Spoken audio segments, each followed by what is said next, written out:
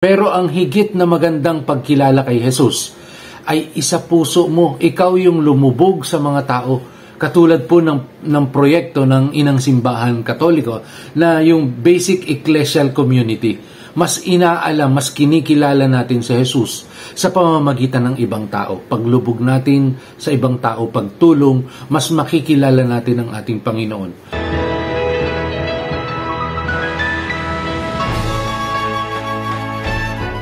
Pumunta si Jesus sa may dakong Cesarea ni Filipo. Tinanong niya ang kanyang mga alagad.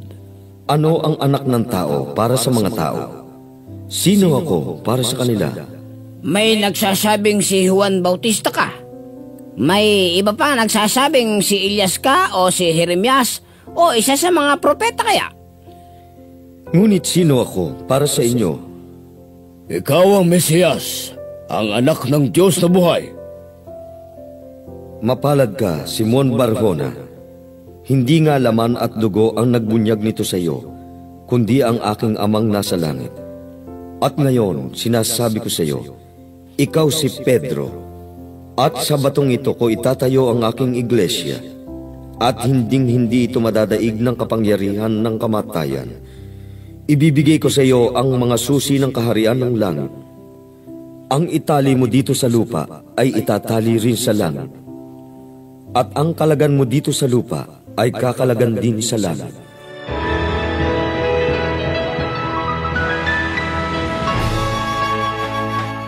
Isang mapagpalang araw mga kapatid, narinig natin ang ebanghelyo sa araw na ito.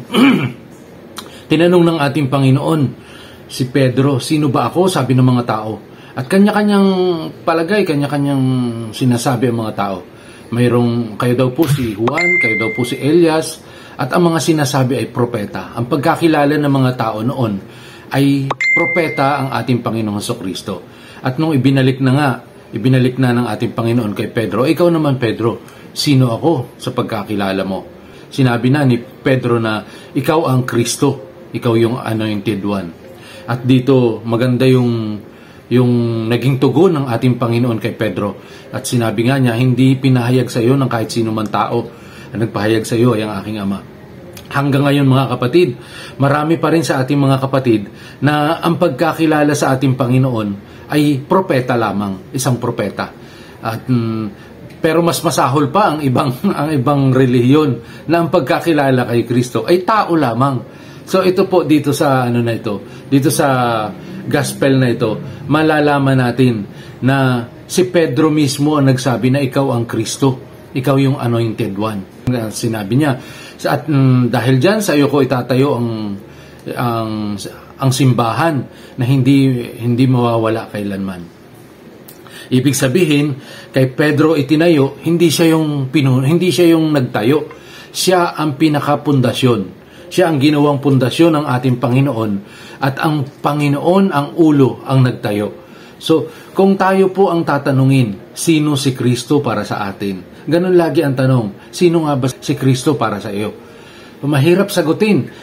Sa mga nag-aral, sa mga pari, sa mga pastor, madaling sabihin na si Kristo ang anointed one, si Kristo ang Panginoon. Para sa mga Katoliko, si Kristo ay Diyos na nagkatawang tao. O para sa ibang relihiyon ay si Kristo ay tao lang. O mayroon namang tao at Diyos, maraming tanong. Pero personally, sino nga ba para sa atin si Jesus? Madaling aralin kung anong pagkatao ni Jesus, kung anong pagka-Diyos ni Jesus. Pero hindi natin pwedeng isaksak ng eksakto lahat-lahat sa ating isipan dahil makitid ang ating isipan. Meron tayong pagkakamali, merong mga misunderstandings, misconception, kung ano-anong papasok. Kaya nagkakaroon ng debate, ng pagalingan sa pagsasalita.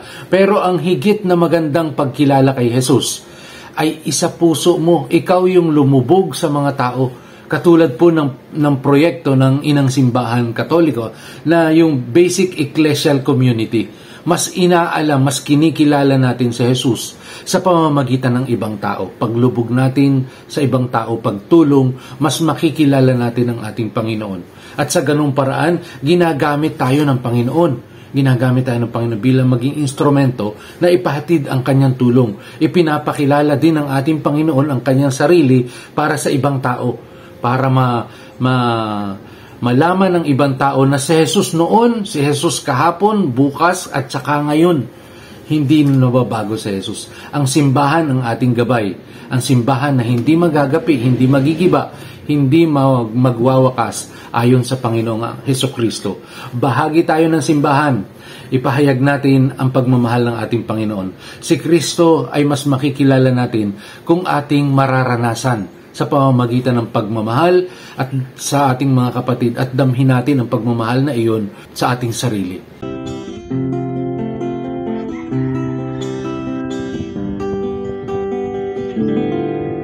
Kay Jesus manawagan, kay Jesus lumapit, siyang daan, siyang buhay, sagot sa suliranin, anumang kahilingan, anumang dalangin.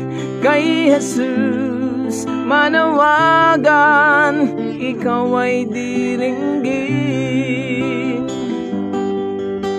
Kapag ang langit ay maula at tila uulan, ika'y may suliranin at tuloy maninimdim. At ang iyong mga katanungan, ang sagot na'y di alam. Ang iyong pag-asa ay tuloy na mawawalan. Kay Jesus manawagan, kay Jesus lumapit, siyang daan, siyang buhay, sagot sa suliranin, anumang kahilingan, anumang dalangin. Kay Jesus manawagan, ikaw ay diringgin.